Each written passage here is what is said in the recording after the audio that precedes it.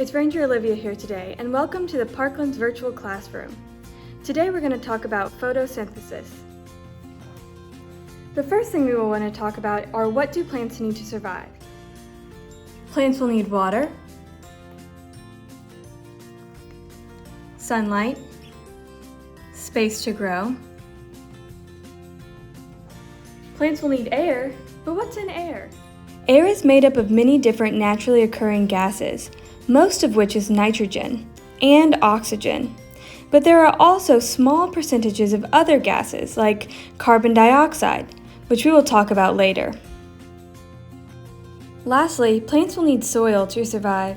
Soil has special nutrients in it like nitrogen, phosphorus, and potassium that act like vitamins to support the growth of the plant. Plants don't exactly need food to survive. They're not like you or me or other animals. They're not going to go to the grocery store, they're not going to eat pizza and bananas like we do. Instead, we call them producers. Producers make their own food in a process called photosynthesis.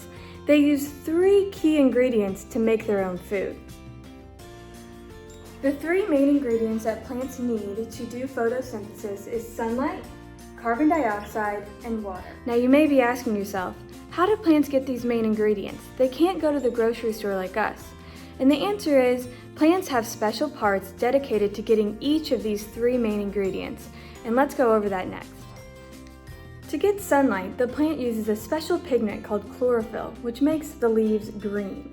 The chlorophyll in this leaf has a very special job. It can take in sunlight and turn that into energy that the plant uses.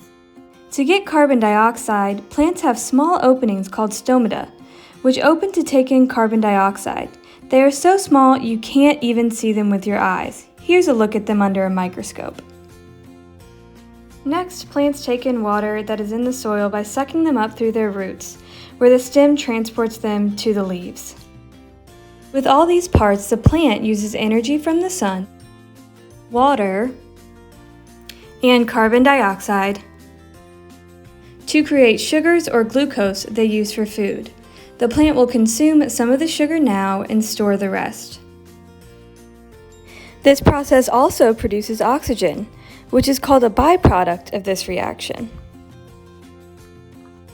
Byproducts are unintended products that are made as a result of making something else and aren't really useful to the plant.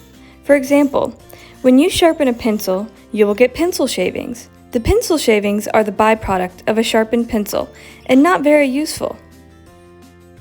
The byproduct of photosynthesis is oxygen. Because it's not useful to the plant, they release it into the atmosphere.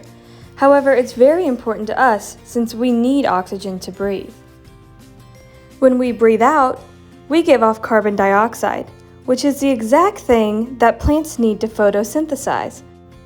In summary, the plants produce their own food by using the energy from the sun to absorb water and carbon dioxide, and they turn it in to sugars and oxygen.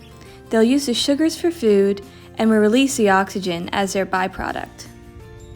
Go outside and notice some of the leaves on the plants around you. Leaves come in all different shapes and sizes, and oftentimes help us identify which plant is which. Now that we've looked at different leaves, follow along as we do an activity that helps us understand photosynthesis better. In our next experiment, you will be able to see how leaves breathe.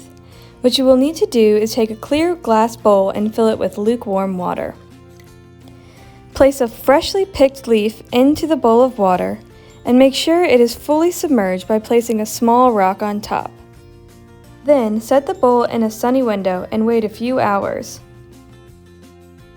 After a few hours, you will see bubbles forming around the leaf. What you are seeing is a leaf releasing oxygen during the process of photosynthesis. Because a leaf is usually not submerged in water, you can't usually see the oxygen as it comes out of the leaf. But just as if you were underwater and breathed out to create bubbles, so does the leaf. You are seeing the leaf breathe. For more help, fill out the photosynthesis Google slide. And for more videos, go to the Parkland's virtual classroom at www.theparklands.org under Things to Do. Thanks for watching.